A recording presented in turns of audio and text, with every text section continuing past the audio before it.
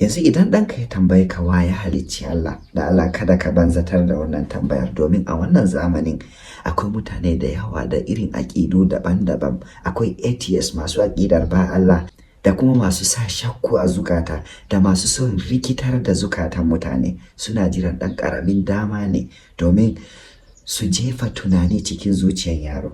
Saboda haka irin waɗannan tambayoyi ba a barin su a banza, a amsa su cikin hikima, hankali da kuma tunani ta yadda yaro zai fahimta ya kuma gane.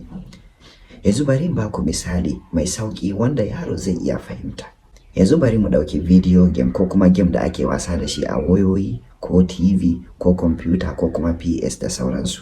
Ka yi tunani wani abu da yake cikin wannan game ɗin wanda aka zana a ciki.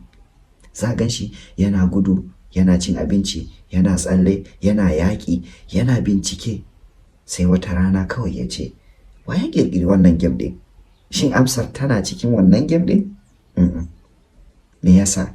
Saboda wanda ya ƙirƙiri game ɗin baya cikin wannan game ɗin, yana wajen game ɗin. Baya cikin duniyar wasan, baya kan hanyoyin da kake gani a cikin wannan game ɗin, kuma baya tsalle kamar jarumin da ke cikin wannan game ɗin. Amma wanda ya ƙirƙiri game ɗin shi ya san komai da ke cikin game ɗin, kowane wuri, kowane abu, kuma kowane ƙa'ida da ke cikin game ɗin ya sani. Me yasa? Saboda shi ne ya halicci wannan game ɗin. Saboda haka idan jarumin da ke cikin game ɗin ya tambaya wa ya ƙirƙiri wanda ya ƙirƙiri wannan game ɗin, tambayar kaga ba ta da ma'ana, domin wanda ya ƙirƙiri game ɗin baya cikin game ɗin. Shi ne ya ƙirƙiri game ɗin da kansa, kuma yana wajen tsarin, baya cikin tsarin game ɗin. To yanzu mu misalta wannan misalin akan Allah. Muna rayuwa ne cikin duniyar da take da lokaci, sarari, farko da karshe, amma Allah baya cikin wannan tsarin, shi yana wajen wannan tsarin.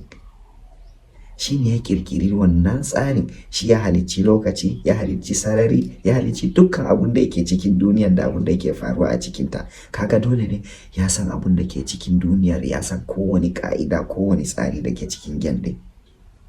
Saboda haka tambayar wa ya halicci Allah ta yi kama da tambayar jarumin da ke cikin game ya zo ya dinga tambayan wa yake rike da controller game ɗin nan, wa yake sarrafa wannan game ɗin. Kaga tambayar ba ta da wata ma'ana. shi yasa Allah ya ce wa huwa alladhi ja'alakum khala'ifa fil ardi wa rafa'a ba'dakum fawqa ba'din darajatin liyabluwakum fima atakum.